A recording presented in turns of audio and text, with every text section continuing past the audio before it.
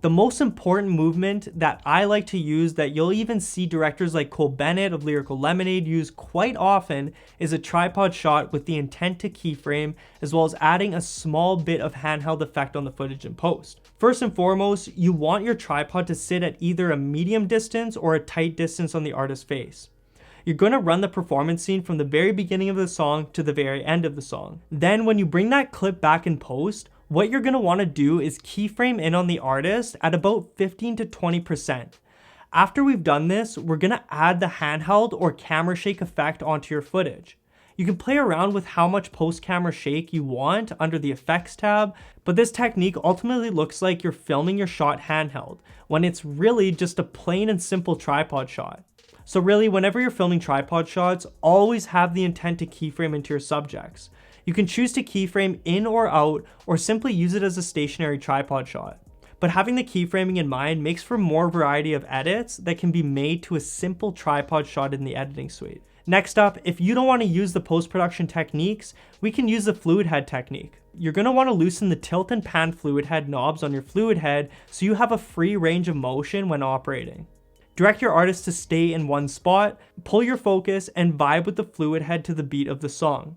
I would highly recommend adding a slight keyframe in on your subjects for these shots as well, so they don't come off as too stationary in your edit.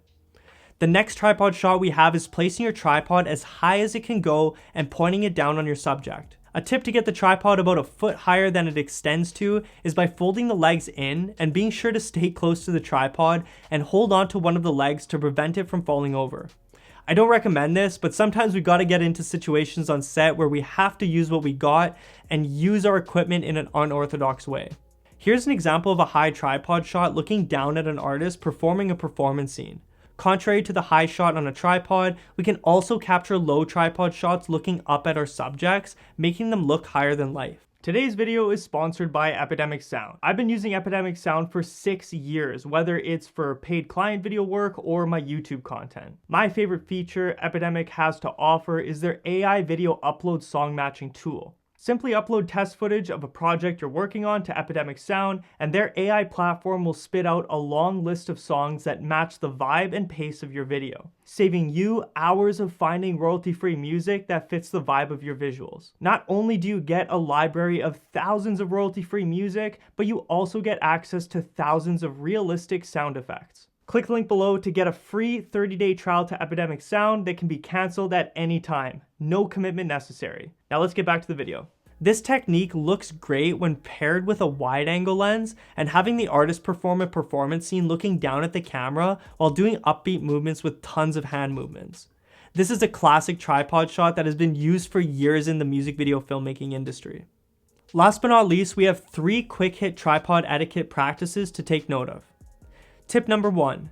When you're storing your tripod, make sure to loosen every knob on the tripod, because if your tripod is fully locked and falls over onto a hard surface, you can run the risk of fracturing one of the mechanisms inside of the tripod. Tip number 2, never place a tripod on the ground with its legs closed. If you're not using the tripod, either pack it away in its case or simply extend the legs out to prevent someone lightly brushing against the tripod and having it fall over and breaking. Tip number 3. If your tripod's fluid head has a pan and tilt built into it, make sure that if you plan to move the tripod to a new location, to lock the pan and tilt. Retract the legs of the tripod and lift the tripod up with both hands and lean the tripod up against one of your shoulders while you move it. If you need to walk longer distances, I recommend taking the camera off the tripod and carrying it to your next location.